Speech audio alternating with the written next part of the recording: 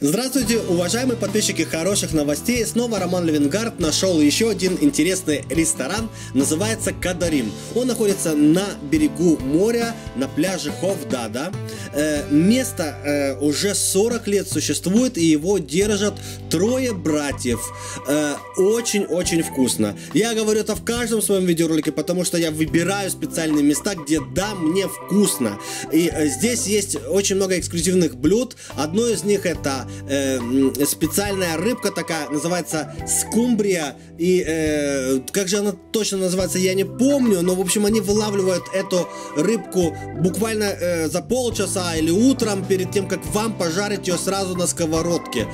Ее можно употреблять как чипсы. Вкуснейшая маленькая рыбка. Второе блюдо, что мне очень понравилось, это кабабы. Дорогие друзья, я перепробовал все на свете. Миллион вариантов кабабов, так сказать. Кавказские, узбекские, такие. Но здесь, дорогие друзья, просто бомба вкусно. Я не знаю, что они туда кладут, но соотношение вкуса мяса и зелени шикарное.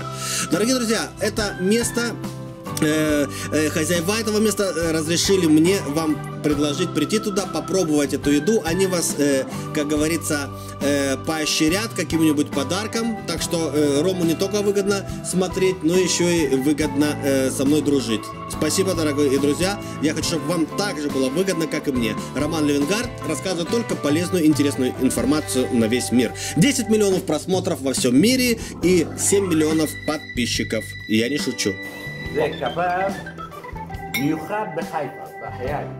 בכל חיפה אין קבב כמו קבב. עכשיו אני צילמתי על זה שידורך, על זה אני אצלם וידאו, קליפ כזה. ולא בשביל פרסומת חברים, לא בגלל שפרסמו אותי. אמרו לי עכשיו שיש פה קבב, אין כזה קבב. לא בקפקס, לא ברוסיה, לא פה באמת. בוא תראו, בפנים תבלינים, ירק, כן? טעים ושווה לפה עם משפחה. בשנת 24 אבא שלי בא מחיפה לפה, קנה דונם וחצי ב-15 לירות סטרלינג.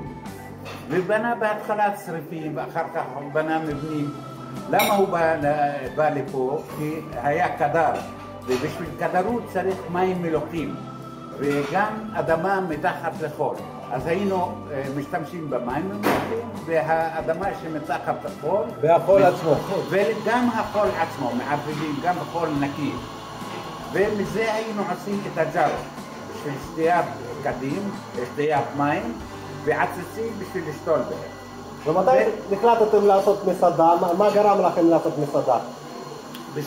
בשנת 82 היה מיתון לקרמיקה, כבשו את השטחים ואחר כך מה שהיינו קונים בלירה, וזה היה באותו זמן לירה, היו מביאים את זה ב-15 גרוש, היה גרוש ולא השתלם, אז עשינו את זה קרמיקה. זה ב-73, 73-74. וגם באותו זמן התחיל גם הקרמיקה לא בסדר, אז מה עשינו? עשינו מסעדה בשנת 82. ועשיתם נכון? נכון, אנחנו מבסוטים. אני יודע תשובה כן, אבל... יש לנו הרבה קליינטים, פרנסה טובה. פרנסה טובה, וגם זה קרמיקה היום, זה כבר בשביל ככה. ואז עוד, יש לו את ההובי שזה, לא להתנתק מזה. אז הוא עושה גם קרמיקה. עכשיו נקווה בזכות הסרטון הזה, אנשים ידעו גם על האוכל שלכם וגם על המקום. תודה.